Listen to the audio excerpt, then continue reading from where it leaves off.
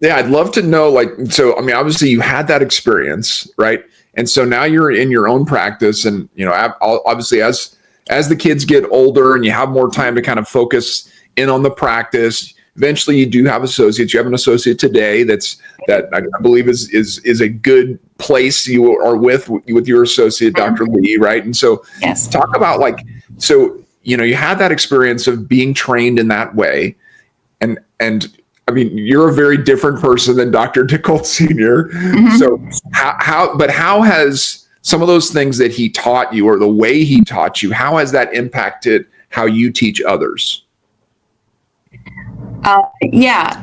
Well, everything I teach, I feel like comes from him. I feel like when I teach a class, it's like, well, so Dr. Dickold would say it this way,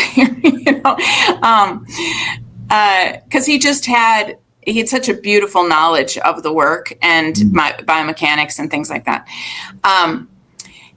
Keeping the standard high, and I feel like I could do a better job of that too, just like checking in with my associate. He's doing great work, but part of our KRAs and KPIs that you guys have helped us with, part of that for our practice is, are you pursuing certification? So it's part of the system. It's part of the expectation of an associate that you continue to improve your skills. I also have in my employment contracts, and I had this for a long time, that it's required that they attend at least one NUCA conference a year. I know some associates I've heard where they don't get to go because the doctor wants to go and they need to cover the practice. Well, so there it goes with the priority and what you're willing to sacrifice. I prioritize the conferences because that's just key in their growth as a doctor, because they're not going to end with me. Maybe that'd be awesome, but like the odds are good that they're not going to stay here forever. But my job is to give them the tools to have a successful practice when they leave and to do really good work, because they're going to tell people they worked here, so they,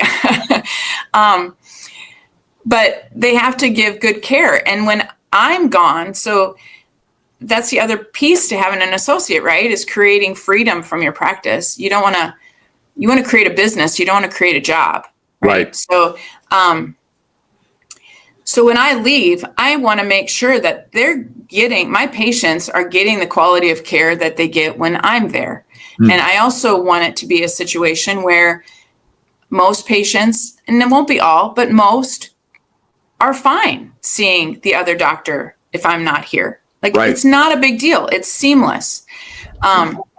So that's really important. And if you don't have systems in place to keep their skill set high or even better, I mean, wouldn't that be great? Right? I think you're doing a disservice to your patients and to that doctor. So that's part of our thing. Like it's part of the contract. They got to go to a conference and we shut down, So do I lose money? Sure, I do. Yeah. But, is it worth it? 100% it's worth it. Right. We try to, I try to incentivize the fees to go to the conference, use that as an incentive for growth and things like that. There's a lot of ways to make it work for your practice. So, so with Dr. Dickold, that was something that, because he would sometimes take care of my patients if I was gone, and if they weren't holding well, I heard about it.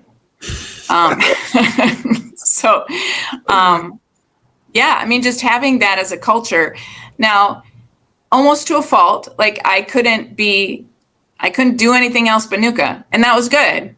But like one time he saw me with an activator and he's like, you get that thing out of my office or you're out too. It was, It was pretty strict. Yeah.